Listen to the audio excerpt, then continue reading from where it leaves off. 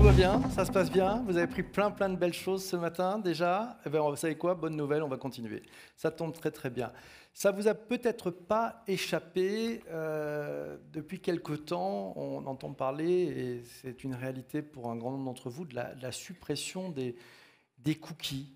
Ouais, et c'est un peu finalement le ciment qui nous permettait de faire des opérations de publicité et de marketing qui disparaît. Après, Safari et Firefox qui ont supprimé cette histoire-là, qui l'ont rendu très complexe. On a nos amis de chez Chrome qui, à partir de juillet de cette année, enfin non, de juillet 2024, pardon, pendant les Jeux Olympiques, qui vont supprimer les cookies. Qu'est-ce qui se passe et quels sont les enjeux pour vous tous, pour les marketeurs que vous êtes? Comment on peut arriver à tirer son épingle du jeu dans un environnement où finalement le code a changé, comme on dirait? Je vois Jordan qui est là-bas, qui a une question qu'on posera tout à l'heure. Pour en savoir plus et pour bien comprendre, avec Michel et toute l'équipe, on vous a fait un super cadeau. On a invité Miki Mchikli, elle est CEO IMIA de Weborama. C'est une entreprise AdTech qui est spécialisée dans l'intelligence artificielle sémantique. Miki, je te demande de me rejoindre sur scène. On va parler de cette fin des cookies. On peut l'applaudir, allez-y. Je laisse prendre un micro. Je vais te laisser nous planter le décor de ce qui se passe concrètement avec cette pub sans cookies.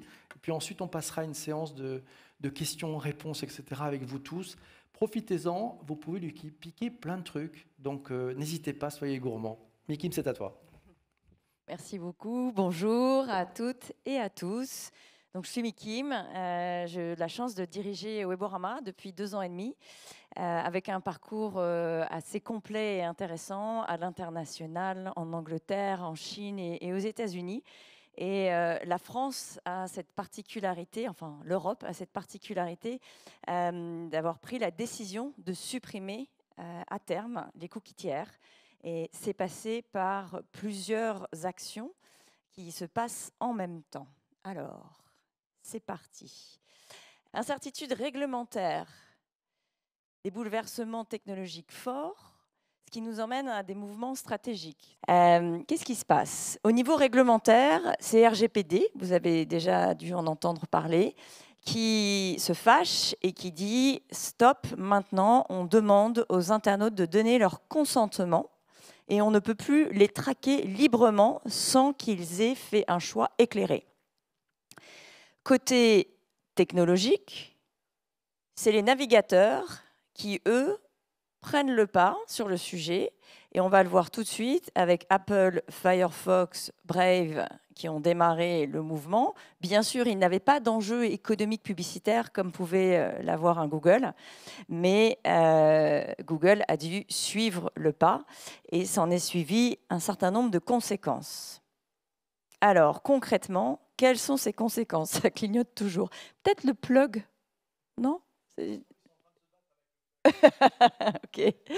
Ok, donc les conséquences. Donc RGPD fête son anniversaire, fête ses 5 ans.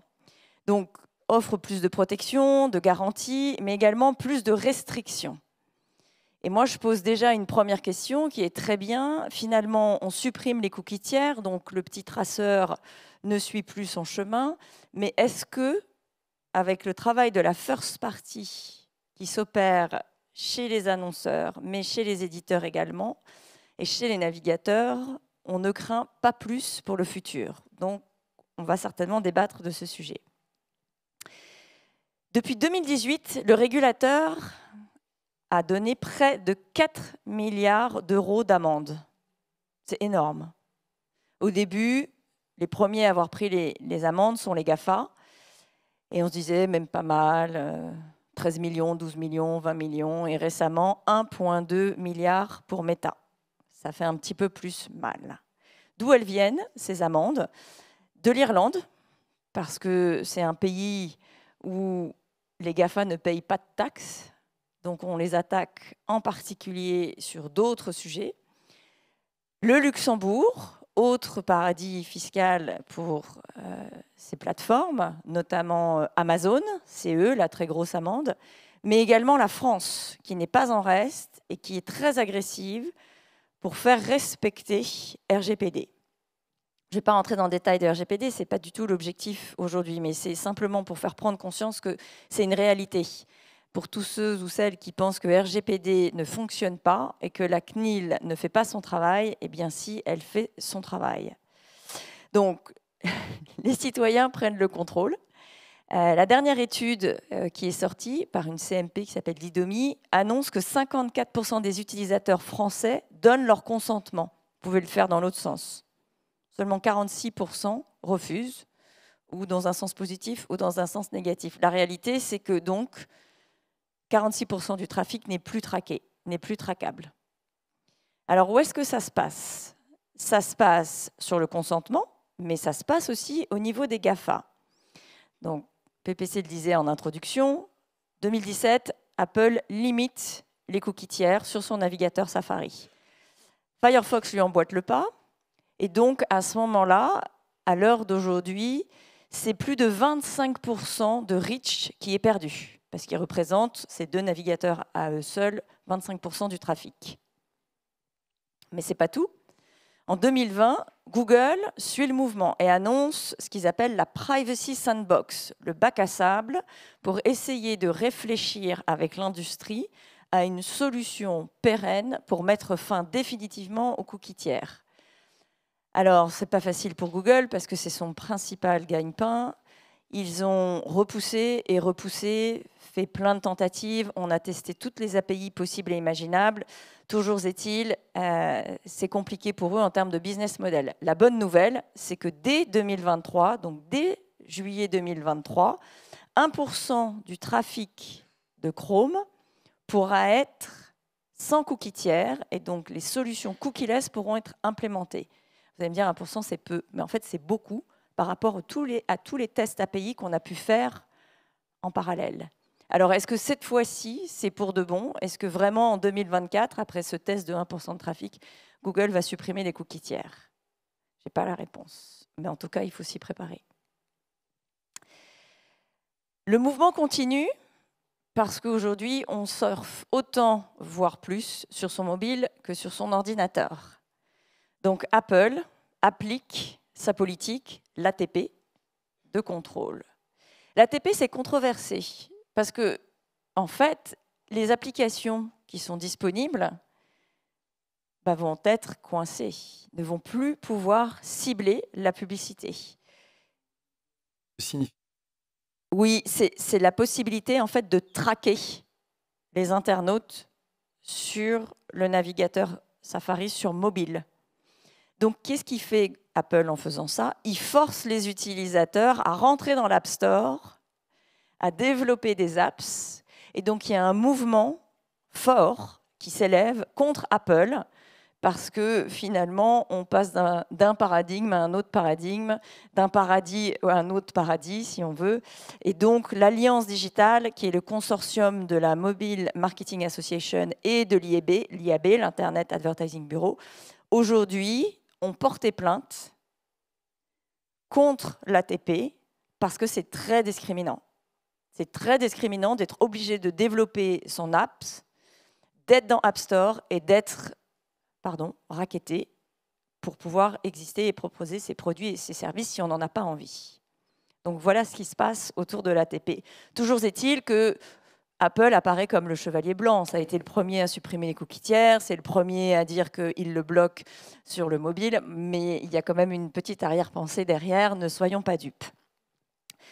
Alors voilà, qu'est-ce qui se passe quand on n'a plus de cookies tiers? C'est la monnaie du digital qui disparaît. On a l'habitude de tout faire avec ces cookies tiers. On fait du ciblage, on a une couverture incroyable et on mesure. Et bien, tout ça va s'arrêter. Et donc, il va falloir trouver des solutions pour continuer à cibler, pour continuer à aller chercher du reach et pour pouvoir mesurer l'efficacité des dispositifs publicitaires. Ce qui ne sera plus possible de faire, c'est le tracking multisite avec du capping. Ça, c'est plus possible. Ça sera bloqué de toute façon. Donc, il faudra se réinventer. Et c'est plutôt une bonne nouvelle, même si on n'aime pas ça, nous, les humains, le changement, se réinventer. Mais c'est une belle opportunité pour notre marché du digital d'emboîter ce pas pour plus de protection des choix des internautes et trouver des alternatives qui existent. Et je pense qu'on en parlera tout à l'heure lors de l'interview et peut-être que vous avez des questions. Donc c'est plutôt une bonne chose qui va se passer. Le côté un peu moins positif, c'est que nos amis les GAFA, eux, ils ont de la first party data. Ils ont toutes les solutions. Ce sont des walled gardens, des jardins clos. Donc, ils captent une immense partie du trafic. Et finalement, un annonceur pourrait uniquement annoncer sur Amazon ou sur Meta ou sur Google et trouver son bonheur. Mais c'est ce passé de l'open web qui représente presque 60% du trafic. Si je fais un parallèle avec la télévision, par exemple, quand vous êtes en prime time sur TF1 et que vous voyez cette jolie publicité qui apparaît, vous touchez un maximum de gens. Vous touchez les gros consommateurs télé. Mais pour aller toucher les petits consommateurs télé, les annonceurs doivent rentrer dans le tissu et dans l'écosystème média, télé ou presse. Vous pouvez acheter la page d'accueil du Figaro ou la page print du Figaro, l'habillage du Figaro, mais rentrer dans le détail de tous les sites internet qui proposent de l'actu, ben là, vous allez trouver les petits consommateurs de l'Internet. Et ces petits consommateurs de l'Internet, ils ont une vraie valeur et il ne faut pas les oublier. Et c'est pour ça qu'il faut travailler sur les alternatives. Donc les GAFA vont être très performants, mais il ne faut pas s'arrêter ici. Il faut travailler ensemble vers un écosystème beaucoup plus souverain. Parce que le risque, c'est une concentration accrue, une dépendance à ces GAFA, une perte de souveraineté. Alors justement, on a préparé un petit peu avant, avec Mickey, même beaucoup. On a 3 questions. Je voudrais poser 3 questions. On parle de souveraineté, Mickey. On va peut-être l'afficher d'ailleurs, cette question-là. Globalement, comment on peut faire et quel rôle on peut avoir finalement localement par rapport à cette perte de souveraineté? On fait comment pour faire en sorte qu'il y ait un écosystème plus souverain qui émerge? Alors, il y a des solutions françaises et il y a des solutions européennes qui existent. Alors, ça tombe bien parce que je pense qu'on est dans le mouvement local et puis ça tombe bien qu'on soit à Rennes aujourd'hui parce que c'est le message qu'on veut faire passer. Il faut juste être courageux et travailler un peu plus dur parce que c'est vrai que les GAFA offrent des solutions absolument incroyables, interconnectées. Je clique sur un bouton, pouf, et tout apparaît par magie. C'est plus compliqué d'aller interconnecter des outils les uns avec les autres. Mais les solutions sont tout aussi efficaces. Et une fois qu'on a fait l'effort, je pense qu'il y a du réconfort. Jolie, elle est belle, celle-là, on va la garder. Deuxième question, justement, si on parle un peu de technologie, quelles sont les technologies européennes qu'on peut prendre comme base pour cet écosystème? Alors, plusieurs technologies existent. Vous avez certainement entendu parler du ciblage contextuel sémantique. Vous avez certainement entendu parler de l'utilisation de la first party data. Vous avez peut-être entendu parler des data clean rooms, qui est un peu le nouveau buzzword à la mode. Tout ça offre des solutions de ciblage alternatives. Et derrière, il y a des technologies qui permettent de développer ces solutions à un niveau local. Il y a un tissu en France qui est absolument incroyable, qui a été poussé depuis des années par le gouvernement avec la French Tech, qui favorise l'innovation. Des entreprises comme la nôtre, par exemple, bénéficient de ce crédit impôt recherche, bénéficient d'aides pour investir au maximum. Nous, on cherche une croissance raisonnée et raisonnable. On ne cherche pas à vendre la boîte et on ne cherche pas à faire fortune. On cherche à être là, on est là depuis 25 ans. On cherche à offrir des solutions pérennes à nos clients. Si possible, bien sûr, d'essayer de faire prendre conscience de cet écosystème. On n'est pas contre les GAFA, parce que les solutions que nous, on a développées, c'est des solutions qui sont basées sur des outils open web offerts par Google, par exemple. Toute l'intelligence artificielle sémantique qu'on a développée est développée sur BERT, pas BART, qui est l'AI générative, BERT, qui existe depuis très longtemps, où on a développé des applicatifs qui sont absolument incroyables. Et là, on enrichit un écosystème. L'autre chose qu'on essaye de faire, et ça je pense que c'est important, et il y a pas mal de mes camarades à Tech qui font la même chose, c'est d'être le plus possible dans la stratégie d'Intel. Vous vous souvenez, la pub Intel Inside. C'est ce qu'on essaye de faire, c'est-à-dire qu'on n'offre pas exclusivement des outils que à nos clients, à nous, et on les garde secrètement. Non, on essaye d'offrir des solutions même à nos concurrents pour qu'ils puissent utiliser nos outils et notre technologie pour avoir une force de frappe beaucoup plus grande, pour proposer une alternative beaucoup plus forte en termes de volume et en termes d'efficacité. Donc c'est tout cet écosystème-là qu'on essaye de mettre en branle. Puis on force également les clouds à être localement implantés. On ne travaillera avec aucun des grands clouds de ce monde si ils ne sont pas basés à minima en France, en Belgique ou à un endroit très proche en Europe. Et la façon dont on opère, c'est à la fois on-premise, c'est-à-dire il n'y a pas de cloud, on est sur nos serveurs et tous les backs sont faits sur nos serveurs, et du multi-cloud qui offre la possibilité de mettre ses œufs dans différents paniers et pas de favoriser un cloud plutôt qu'un autre, incluant des clouds souverains évidemment. Donc, agnostique aux différents clouds. Donc, vous mixez quoi? Azure, GCP, Amazon, OVH, et, enfin, pour les plus connus. Peut-être il y en a sûrement d'autres. Hein, mais... Exactement, okay. Snowflake. D'accord. Okay. Ouais, sans oublier Snowflake, pardon.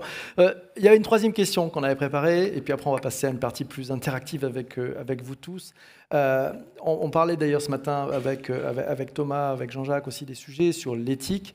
C'est important. Comment on peut arriver à concilier en matière d'éthique et de performance commerciale, mais le respect des internautes, de nous tous finalement, et la performance? Oui, ça c'est la question à 1000 euros, 1000 dollars. C'est possible, c'est ça la bonne nouvelle. D'accord. Donc il y a plusieurs solutions. Il y a la solution des ID dont je parlais, dont nous ne sommes pas les champions. Weborama, mais c'est une solution importante et qui existe, qui malheureusement offre souvent un reach limité, mais une efficacité prouvée. Il y a des acteurs qui se sont créés, vous avez certainement vu TIC qui vient de se créer récemment, hein, qui est le consortium de 4 opérateurs européens pour offrir la possibilité d'un ciblage cross-opérateur. Ils ont un inconvénient, c'est que même si on a déjà donné le consentement, il va falloir redonner le consentement. Donc c'est un peu le rasoir à deux lames qui fait mal, mais d'après leurs premiers tests, ça semble assez positif. Puis il y a plein d'autres solutions. Il y a First ID qui s'est lancé récemment par 2 anciens de Prisma. Il y a ID5 qui s'est lancé par un ancien de Weborama. Je ne vais pas tous les citer. Nous, comment on travaille avec eux? On les teste et on les intègre dans nos tests en étant très transparent, en disant, voilà, ça c'est de la first party data qui vient de tel partenaire. Donc ça, c'est une solution. La solution qui va avec, qui se déploie, c'est la Clean Room. La Clean Room, c'est la possibilité d'offrir de la data collaboration entre une partie A et une partie B. Je vais vous donner un exemple concret. Récemment, on a créé une Clean Room pour que Crédit Agricole, oui, une banque, donc c'est quand même assez touchy de partager de la first party data pour une banque, et Nexity, un opérateur promoteur immobilier, puisse croiser de façon désidentifiée, anonymisée leur base. Nous, on vient mettre toutes ces informations dans la Clean Room et on ne donne à Crédit Agricole que le résultat du commun. Donc, on fournit à Crédit Agricole, de ceux qui ont donné le consentement, on fournit à Crédit Agricole la possibilité d'enrichir son CRM avec une information qui dit que ce client-là vient de signer un compromis de vente et qu'a priori, il va peut-être avoir besoin d'un crédit immobilier, un crédit travaux, etc., etc. Donc, cette data collaboration, elle est importante. Si le client Crédit Agricole a donné le consentement, Crédit Agricole peut donc se servir de cette information qui est une information de son client pour lui proposer des offres. Donc ça, c'est une extension de la first party. Mais il y a un autre exemple que je peux vous citer. On travaille en ce moment avec Renault et Le Bon Coin. Et on travaille à un niveau local sur, par exemple, quelqu'un qui met en vente son véhicule d'occasion. Vous voyez là la puissance, un Nexity Crédit Agricole plus petit, mais hyper précieux. Et la puissance d'un Leboncoin avec un Renault, j'ai plein d'exemples comme ça. J'ai du EDF et Bouygues Télécom sur de la donnée déménagement qui va installer les box, etc. etc. Quand ce qui dit consentement dit confiance, est-ce que tu as vu, puisque là tu nous parlais effectivement de cas d'usage d'entreprises qui, de façon très anonymisée, utilisent les données finalement liées au consentement, il y a des mélanges pour mieux targeter. Est-ce que tu as constaté chez tes clients annonceurs aussi une prise en compte où ils vont chercher un peu, OK, qu'est-ce que va faire l'autre avec ce sujet-là, parce qu'on est quand même responsable du consentement, et si ça part dans les trucs un peu bizarres, on est redevable vis-à-vis de nos clients. Tu vois une transformation là-dessus? En fait, la clean room est vraiment un coffre-fort. C'est-à-dire qu'on peut avoir deux types de contrats. C'est Nexity qui enrichit Crédit Agricole. Et on peut avoir un autre type de contrat, c'est Renault et Leboncoin qui s'auto-enrichissent. Okay. Et donc là, il y a vraiment une démarche spécifique à avoir. Sachant que, par exemple, si Renault décide de donner l'information conso client à Leboncoin ne verra pas l'identifiant, ne saura pas que c'est toi qui est qui est derrière cet identifiant. Ouais. Nous, la clean room, c'est le coffre-fort où même nous, on n'a pas accès à l'info. On la crypte avant. Et les clés de cryptage sont les mêmes des deux côtés pour pouvoir matcher les clients. C'est le cryptage qui match. Okay. Donc ce cryptage, il est absolument précieux. Il est RGPD compliant, privacy par design dès le départ. Certains même disent que, et ça c'est le RGPD, qu'on n'a pas besoin de donner le consentement puisque c'est anonymisé, c'est désidentifié. Et on ne peut pas remonter la chaîne. On ne peut pas remonter la chaîne. Il y a une solution, enfin il y a un risque que nous on exclut, c'est quand les bases de données sont trop petites. Si les bases de données sont trop petites, on se dit, tiens, ça peut devenir un peu j'imagine que c'est plutôt quelqu'un qui habite à cet endroit et qui fait ci, qui fait ça. Donc ça, nous, on coupe et on a des seuils pour pouvoir C'est quoi le seuil pour une base où on dit, bon, là ça peut marcher? C'est quoi? On parle de combien de dizaines de milliers de... Oui, autour de 10 000. 10 000, d'accord, la barre, elle est là. Ouais. Je voudrais qu'on mette peut-être à l'écran la dia d'après. Alors, j'ai juste un point supplémentaire peut-être pour aller encore un peu plus loin, qui nécessite aucun consentement, aucun ID, c'est le ciblage contextuel. Sémantique, basé sur, pardon pour le gros mot, ce qu'on appelle le NLP, c'est le Natural Language Processing, c'est le fameux BERT dont je parlais tout à l'heure, et c'est la possibilité simplement d'analyser le contenu des sites Internet sur lequel un internaute va passer, et en fonction de ce que dit ce contenu, comme un œil humain à 97%, je vais pouvoir identifier la nature de ce contenu, savoir de quoi il parle, de véhicules électriques, si c'est positif, si c'est négatif, s'il parle d'accident, ou s'il parle plutôt de subventions liées à l'État. Bref, je peux aller très en détail. C'est le fameux dossier auto, salon de l'auto, véhicule électrique, mais qui a un reach qui est tout petit. Alors que là, le reach est immensissime, puisque c'est le fameux 60% de l'open web qu'on peut analyser.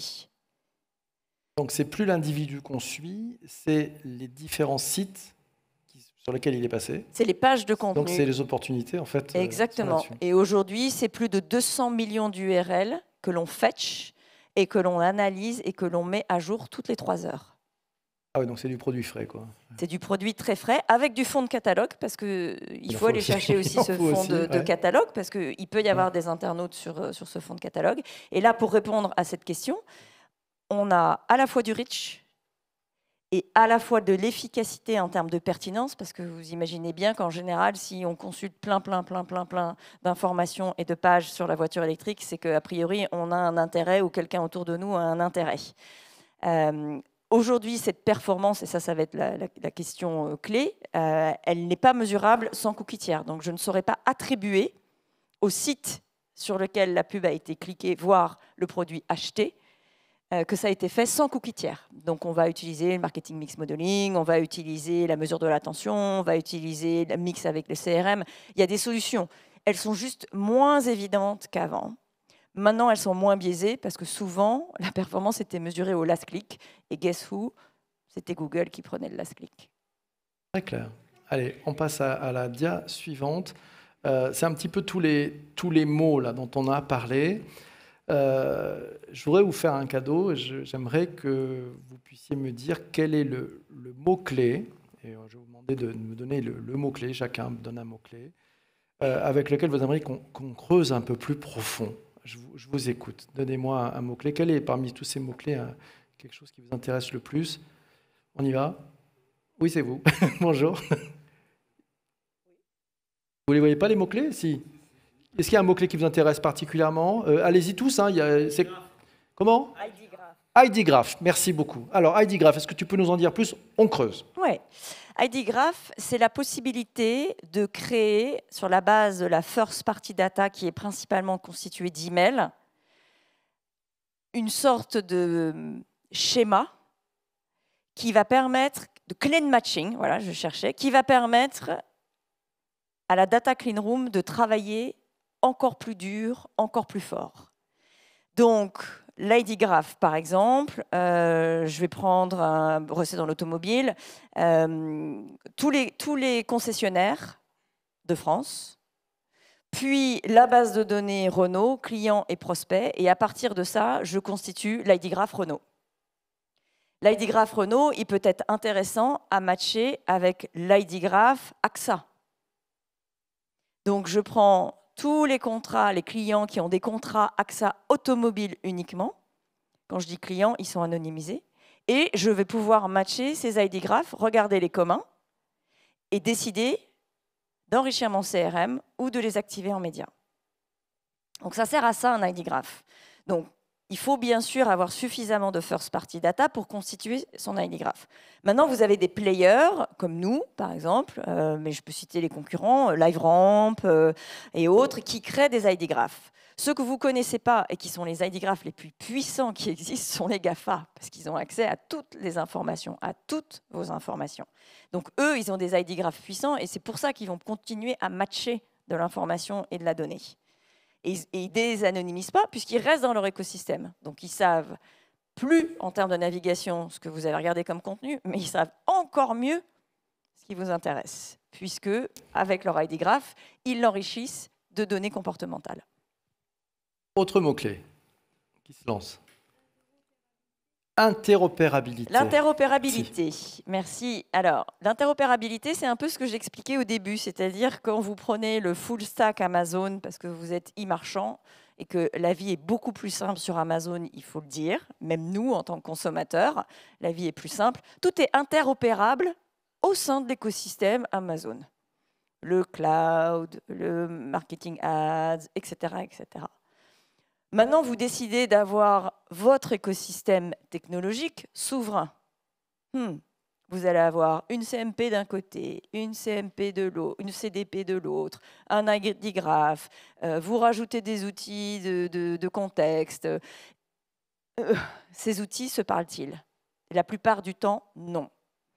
Donc, ce qu'on essaye de faire avec l'industrie et l'écosystème, on a créé, nous, ce qu'on appelle la Data Intelligence Platform, qui est finalement inspiré du modèle Apple, un iPad, qui est soit votre iPad, soit un iPad que vous louez, et vous téléchargez les applications dont vous avez besoin et qui sont interopérables. Et c'est ça qu'on essaye de faire, et on essaye de regrouper dans l'industrie des acteurs qui vont mettre leur technologie ensemble afin qu'elles puissent se parler au bénéfice des consommateurs et bien sûr de l'industrie. L'image me vient de prises géantes qu'on peut brancher dans tous les sens pour la compatibilité. Et c'est difficile. C'est dur à faire, ça. Dans l'écosystème d'un client ou d'un publisher, c'est monstrueux. Ça nécessite des connaissances, ça nécessite l'investissement aussi. L'investissement et techno. Mais une fois que c'est branché, si vraiment on a un outil de base qui est interopérable, beaucoup plus facile. Et ça s'interopère avec les GAFA, on ne les exclut pas. Bonne pioche. Ça veut dire qu'il va y avoir un label d'interopérabilité? Vous avez bossé sur des choses comme ça ou pas du tout? On essaye, au travers de l'Alliance digitale, de faire ça, sur les sujets de data, en démarrant par la privacy, pour forcer à ce que tous les acteurs qui rentrent sont bien privacy par design. OK. Un autre mot-clé. On vous écoute. Voilà. Vous êtes timide. Qu'est-ce qui se passe? Un mot-clé? Sémantique, merci. Sémantique, donc j'ai donné quelques informations sur le sujet. Sémantique, c'est la science des mots. Donc c'est la capacité de prendre un mot non isolé de son contexte, ce n'est pas un mot-clé, c'est un mot non isolé de son contexte, et de regarder le sens du contenu d'une page. C'est ça qu'on fait. Donc si je reprends l'exemple de l'électricité ou de l'énergie, d'électricité, il y en a plein, et des énergies, il y en a plein. Si je combine énergie électrique, a priori, déjà, j'ai un combo de mots qui va faire en sorte que je vais pouvoir analyser les textes qui sont en relation avec ces sujets-là. Ensuite, je vais regarder si c'est positif ou si c'est négatif. Si c'est négatif et qu'on parle de tous les accidents d'énergie électrique, je ne vais certainement pas proposer un annonceur, je ne vais certainement pas afficher la pub dans ce contexte-là. Donc, la science des mots permet aujourd'hui, sans traquer l'individu, donc pas de cookie tiers, sans identification de l'individu, d'afficher de la publicité de façon pertinente et contextuelle, et d'aller chercher, bien au-delà du sujet évident dont je parlais, qui était le salon de l'auto, tous les contenus de l'ensemble du web qui parlent de ces sujets, et ensuite d'élargir. Alors, si je vais un cran plus loin, ce qui est formidable avec la sémantique, c'est qu'on peut exclure ou inclure. Donc, on fait de la brand safety. Ce que je disais, si ça parle d'accident, on ne va pas aller afficher une publicité pour une centrale d'EDF ou GRDF avec un accident au gaz, etc., ou accident de voiture. On va pas aller dessus. Mais je peux faire aussi de la brand suitability avec des stratégies de marque. Donc, je suis Renault, je sors une Mégane électrique absolument incroyable, sauf qu'on ne m'attend pas sur mon segment, parce que c'est coopté depuis des années par Toyota, les précurseurs de l'hybride, de je ne sais quoi, etc. Donc moi, Renault, je me dis, en fait, ce qui m'intéresse, c'est d'aller sur toutes les pages où on parle de ces jolis Toyota et d'afficher ma jolie Mégane électrique. Donc j'utilise la sémantique pour faire des stratégies pour aller chercher de la suitability, donc du contexte qui va être en relation avec ma marque. Et après, je peux régler le curseur, donc ça c'est assez chouette, sur de l'efficacité branding, où finalement je vais être très large. Je vais chercher sur la maternité, je vais chercher sur du déménagement, je vais chercher parce que je sais qu'en général, quand je change de logement, c'est qu'il se passe un événement dans ma vie. Donc, soit j'agrandis ma voiture, soit je rétrécis ma voiture. Je vais chercher des moments de vie, je vais chercher le départ en retraite, je vais chercher du mariage, etc. Soit je suis hyper précis et je ne veux que des pages où on associe voiture et électrique de façon positive. Donc, ça nous donne de la précision. Et ça nous donne du reach, donc de la performance, normalement. Ce matin, on échangeait avec Thomas Husson, vice-président chez Forrester. On parlait du marketeur, du marketing, et puis cette logique d'écosystème. Tu as mis dans tes mots-clés data collaboration. On en est où et qu'est-ce qu'il y a devant les marketeurs avec la data collaboration? Alors, la data collaboration, c'est vieux comme l'Internet. Donc, on se dit, bah, qu'est-ce qu'elle nous raconte, elle? J'ai rien appris. Mais la data collaboration, elle est complexe à mettre en place. Donc, je vais prendre toujours mon exemple de l'automobile. J'ai de la donnée et je veux la croiser avec Le Bon Coin, pour reprendre l'exemple. Pardon, je ne me fatigue pas beaucoup là sur le sujet. Avant que les DPO se mettent d'accord, il va se passer des années. Parce que moi, ma data, elle vaut plus cher que ta data, puis moi, j'ai plus de data que la tienne, et puis... OK. Le sujet, c'est que la clean room est là pour mettre tout le monde d'accord.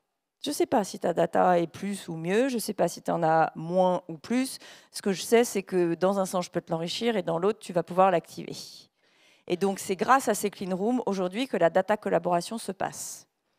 Si deux partenaires décident de mettre en commun des bases de données, de croiser, et qui font absolument confiance au même outil qu'ils utilisent, une DMP ou une CDP, c'est possible de faire de la data collaboration à partir du moment où les DPO et tout le juridique dit « OK, il n'y a aucun souci ». Nous, on a essayé de le faire il y a 4 ans avec justement Bouygues Télécom et EDF, et j'attends encore le retour des DPO d'EDF, et c'est normal, c'est très compliqué. Où on a essayé de le faire avec SNCF Connect et Disney. C'est juste impossible. Vous êtes sur des entreprises à risque, parce que dès qu'il y a un petit grain de sable à la SNCF, boum, ils prennent un coup de pied aux fesses. Donc grâce à la Clean Room, ils vont pouvoir de façon très safe faire de la data collaboration sans transmettre aucune donnée personnelle. Donc c'est la Clean Room, c'est une solution. Je voudrais qu'on rentre maintenant peut-être dans une partie où tu vas devoir faire beaucoup de cadeaux. Et je voudrais qu'on commence peut-être avec un conseil gratuit que tu vas pouvoir donner à Thomas, qui est là. Je ne sais pas si on peut passer le micro, s'il y a des personnes qui sont dans la salle. Thomas, il faudra que tu nous expliques un peu le contexte dans lequel tu es. Et je sais qu'on en avait discuté tout à l'heure. Tu as une question à poser à Mickey. Un micro va arriver rapidement, tranquillement. Merci beaucoup. Thomas, je te demande de te lever, si tu veux bien, et puis de te présenter. Bonjour et merci pour votre présentation. Donc moi, je suis dans un contexte où on a un réseau de sites internet et on a notre barre de cookies qui n'est pas forcément légale, enfin, qui laisse passer un certain nombre de cookies actuellement. Ça parle à pas mal d'entre vous, c'est ça aussi? Oui, d'accord. Voilà. Vas-y, merci. Donc on est justement en train de résoudre ces problèmes, ça fait partie de nos problématiques et on fait pas mal de publicité Google pour le coup. Et donc notre problématique, c'est de pouvoir continuer à suivre et à traquer nos conversions de leads. Donc on m'a parlé de suivi avancé des conversions, mais pour le moment, rien n'est mis en place. Alors, je pense que vous mettez en place une bonne CMP pour que la barre de cookies soit plus efficace. C'est l'étape 1. C'est l'étape 1. D'accord, donc on est bien d'accord, c'est l'étape 1 de consentement. Ensuite, sans cookies tiers, vous ne pourrez pas les traquer. Pas sur l'entièreté de l'écosystème. En revanche, avec Google Data, alors je ne fais pas la pub du tout pour notre boîte, je fais la pub pour l'écosystème américain. Avec Google Data Hubs, ils vont pouvoir vous donner des transactions si vous restez et si l'internaute reste dans l'écosystème Google. Si c'est que du Google, l'information pourra passer parce qu'ils essayent de développer ce système de clean room et de renvoyer l'information. Okay. Si c'est en dehors de l'écosystème de Google, c'est forcément du cookie tiers. Il n'y a pas d'autre possibilité. Ok, eh bien merci pour votre réponse. Pour la mauvaise nouvelle. Il y a encore du cookie tiers pour le moment, donc allez-y. Hein. Ouais, encore un an, quoi. Du cookie tiers avec du consentement. Justement, des personnes qui sont dans des entreprises, comme dans l'exemple de Thomas, comment ils peuvent se transformer le plus rapidement possible? Qu'est-ce que tu as observé parmi les différentes entreprises qui sont clientes? Alors, il y a, la CMP, c'est vraiment le passage obligatoire. Hein, parce qu'il ne faut pas croire que les amendes, les 1,3, 1,2 milliards de méta, c'est que méta. Il y a plein de petites amendes qui ont été distribuées à droite, à gauche, souvent sous dénonciation des internautes qui disent mais qu'est-ce qui se passe sur ce site? Les bandeaux de consentement ne sont pas conformes. Donc, et la CNIL est très agressive. Vraiment, Marie-Laure Denis et son équipe ne lâchent absolument rien. Donc, conseil numéro 1. Ensuite, il y a l'espèce de Graal de la first party dont j'ai parlé. Mais si ce n'est pas possible pour vous d'avoir de la first party, ne dépensez pas tant d'argent et tant d'énergie. C'est compliqué et coûteux de construire une base de données first party. Donc, il y a souvent des solutions qui sont proposées en disant mais on peut vous aider à avoir plus d'inscrits avec votre newsletter, etc. C'est pas simple. Donc la first party est un Graal, mais assez complexe. En revanche, si vous en avez peu et qu'elle est ultra qualifiée, je prenais le cas de Nexity, elle est ultra qualifiée cette first party data. Là, on peut faire des choses. Là, c'est assez intéressant. Et donc là, il faut bien l'entretenir. Il faut faire en sorte que vos bases de données soient bien clean, structuré, segmenté. Vous avez peut-être besoin d'un tout petit outil de CDP pour vous aider à créer les bons segments qu'il faut pour vous préparer à de la data collaboration. Et puis après, si c'est en activation média, donc vous êtes annonceur et vous voulez acheter de la publicité, vous avez le sujet du contextuel. Il y a le contextuel sémantique tel que l'on fait. Il y a du contextuel mot-clé, donc un peu moins précis, parce que vous allez acheter juste voiture électrique, donc c'est un peu moins précis, vous n'avez pas tout le contexte, mais il est efficace. Et puis, il y a également un partenariat qu'on a lancé avec Implicit, qui est basé sur le panel médiamétrie. Donc vous avez du contextuel et du socio-démo. Et donc vous avez une offre commune qui existe, qui est assez intéressante. Voilà. Vous avez aussi de l'analyse de la vidéo qui est possible, vous avez de l'analyse de l'audio qui va arriver. Il y a plein de solutions qui arrivent. Il faut les tester. Et un conseil sur le test and learn, ne mettez pas 3 cacahuètes parce que vous apprendrez rien.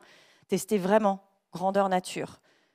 C'est simplement en tombant et en se relevant qu'on apprend à faire du vélo et qu'on apprend à marcher. Donc je suis désolée, je n'ai pas d'autres... y aller pour de vrai. Est-ce que parmi vous, il y en a qui aimeraient poser une question à Mikim? Une main se lève. Magnifique, merci. On te passe le micro.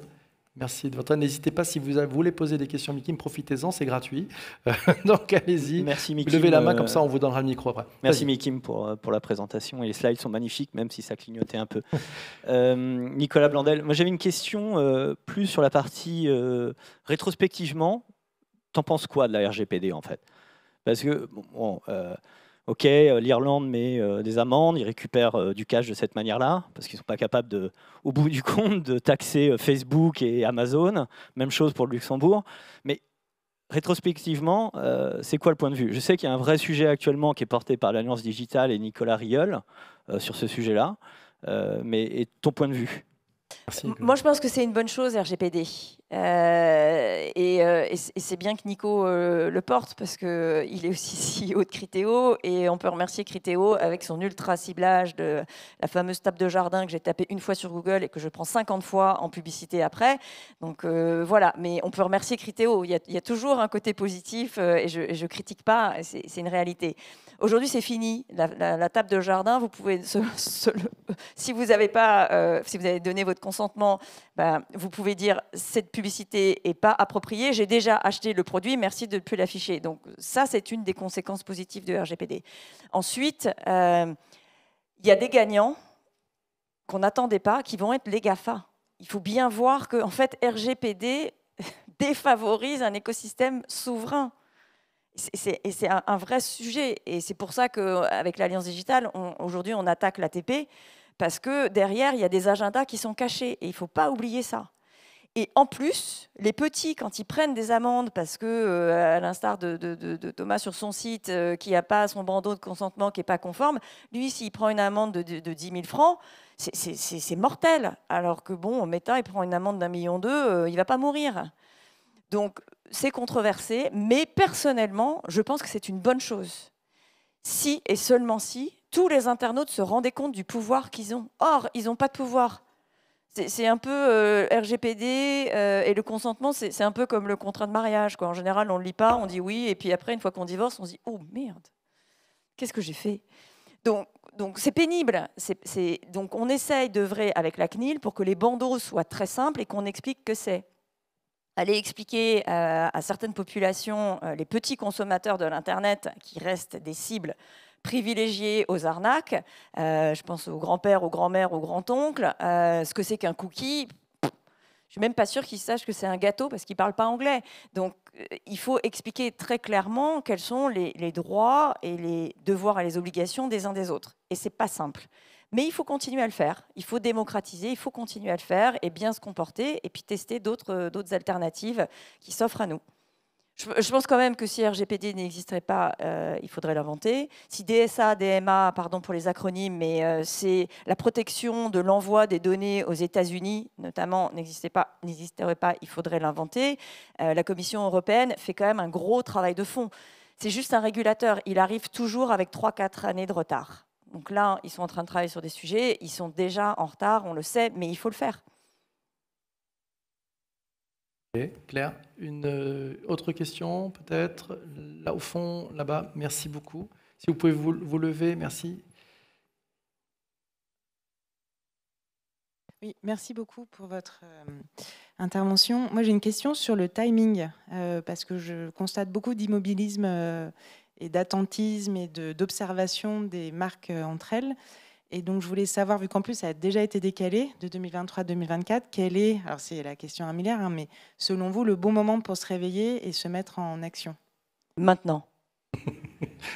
De toute façon, quelle que soit la question que vous posez, maintenant est toujours le bon moment dans la vie ou dans le marketing digital.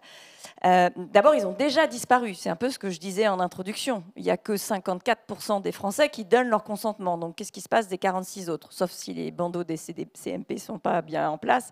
Mais ils ont déjà disparu. Et Safari, Firefox coupent déjà, depuis 2017-2018, les cookies tiers.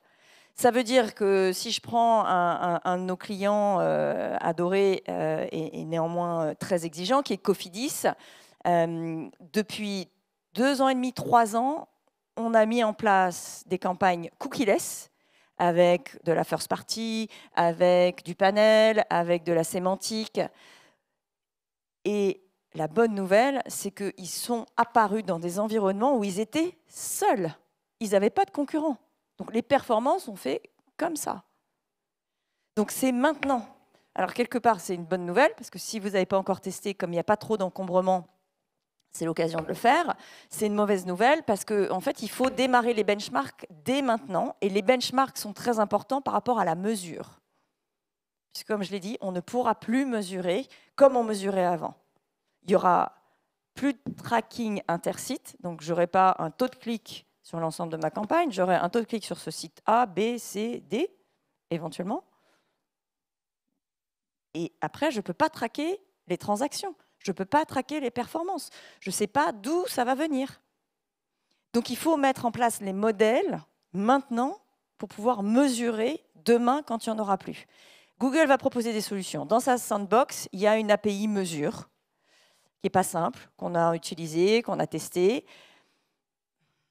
Elle donnera une vue partielle des résultats. Il ne faut pas oublier d'ores et déjà que, par exemple, sur un écosystème méta, Facebook ne fournit que les clics. Sur l'écosystème Amazon, Amazon a lancé sa Data Clean Room, ne fournit que de la donnée agrégée. C'est-à-dire que moi, quand je récupère de la donnée de la Clean Room d'Amazon, je ne peux rien en faire, elle est agrégée. Je ne peux pas redescendre au niveau du l'identifiant désidentifié, pardon pour ça, et faire des modèles algorithmiques d'attribution-contribution. Mais c'est ça qui est en train de se placer. Donc, eux, les GAFA, ils continuent à agréger de la donnée ou continuent à couper une partie de l'information pour que les algorithmes que l'on est capable de développer dans une clean room vous donnent un résultat satisfaisant. Une clean room, c'est des datas de chaque côté, des identifiés sur lesquels on plug un algorithme d'attrib, contrib, de mesure d'efficacité, de repos, de tout ce que vous voulez, et on ne fournit que le résultat. Donc la donnée est agrégée dans la clean room, mais vous aurez quand même le résultat de l'efficacité de la campagne. Donc c'est maintenant qu'il faut agir. Une question pour vous. Qui a déjà pensé ou a envie de monétiser sa data? Vous levez la main si c'est un sujet qui vous intéresse. 1, 2, 3, c'est tout. Les autres, vous ne voulez pas monétiser du tout vos data? Parce que vous n'en avez pas ou parce que ce n'est pas encore à l'heure du jour? Vous avez peur de le monétiser? Vous n'êtes pas à l'aise avec le sujet? Ouais, c'est ça. Vous avez un peu peur de monétiser? Justement, alors moi, Jimmy Kim, je voudrais voir un truc. Tu nous as parlé de data collaboration, tu nous as parlé de clean room. Si on voulait monétiser sa donnée, on s'y prendrait comment pour bien le faire? Alors, il faut avoir suffisamment de données. Étape 1. Donc, on parlait du seuil critique. Et ensuite, on peut essayer de le faire en one-to-one avec un ami de confiance. Mais la meilleure façon de le faire aujourd'hui, c'est à travers les clean rooms. Donc, c'est la possibilité de monétiser sa first qui va être désidentifiée et qui va aller enrichir la donnée first de quelqu'un d'autre. Donc, je la mets dans le pot commun, si je peux exprimer comme ça, tu me arrêtes si je dis... Dans une chambre privée, dans une chambre, fermée. Elle est privée, j'ai mis ma data, alors je sais pas... comment ça se valorise? Comment je gagne de l'argent avec ça? Alors, il y a plusieurs solutions. Soit c'est un contrat, je reprends l'exemple Nexity et Crédit Agricole, soit c'est un contrat de 2 parties ensemble et ils se mettent d'accord. Okay. Et moi, je n'ai pas besoin de savoir. Exactement, je n'ai pas besoin de savoir. Soit c'est la systématisation de la commercialisation de sa donnée. Donc, je ne sais pas, sujet complexe, SNCF Connect qui décide de monétiser sa donnée, puisqu'ils font de la publicité sur leur site internet et ils ont des partenariats en trade média absolument incroyables et magnifiques. Donc, ils décident de monétiser la donnée parce qu'il y a le consentement, parce qu'il y a tout ce qu'il faut. À ce moment-là, ils vont mettre un prix dans une marketplace. Et ils vont en général chercher, parce que c'est un gros acteur qui risque d'être attaqué, un tiers de confiance, ce que l'on peut être ou autre peut être. Et le prix va être accessible sur la plateforme à l'achat d'un côté et à la vente de l'autre. Donc c'est officiel, moi ma data, alors on sait qui a mis cette data ou au contraire c'est très... Ça dépend de la personne qui veut mettre à disposition de sa data. Donc on peut le mettre sans le dire. On peut le mettre sans dire. Et on met un prix. Oui. Et après, c'est la loi de l'offre et de la demande, c'est oui. ça? D'accord, ça donne des idées. Ce qui donne naissance, pour répondre à la question de l'ID Graph, à un ID Graph. C'est-à-dire le tiers certificateur, lui, du coup, va créer un ID Graph avec de la donnée first party qui doit être désidentifiée. C'est ce que LiveRamp appelle le safe haven. Sauf que LiveRamp est un GAFA. Et un walled garden, et un écosystème fermé. Ce qui est très bien, hein, ils font des choses très très bien. Ils ont par exemple la donnée Carrefour, qui monétise à Intermarché, qui lui va diffuser sur TF1, par exemple. Super. Il nous reste 1 minute 30. Ton mot de la fin, avant qu'on aille tous manger un morceau, qu'est-ce que tu as envie de donner comme conseil ou comme cadeau à celles et ceux qui sont avec nous aujourd'hui? Alors moi, je suis toujours assez positive. Et quand c'est douloureux et qu'il faut faire plein d'efforts et qu'il faut se remettre en question, se faire un petit lavage de cerveau, je suis plutôt très à l'aise dans ce type de situation, donc je suis positive. Néanmoins, ne gobez pas tout ce qu'on vous dit. Ça se trouve, ce que je viens de vous dire, une partie n'est pas complètement juste parce qu'il est biaisé, c'est moi qui viens de vous le dire. Et que c'est simplement des biais cognitifs. Et donc, je suis en train de vous transmettre un message, même si je n'en ai pas la volonté voilà, de vous biaiser. Je suis biaisée. Donc, faites-vous votre propre avis. Prenez d'autres avis, challengez ces avis, remettez en question des paradigmes et ne cédez pas à la facilité. Merci beaucoup. Et testez, c'est ça que j'ai compris. Hein. Faites tester pour de vrai. Merci, Miki. Un grand merci.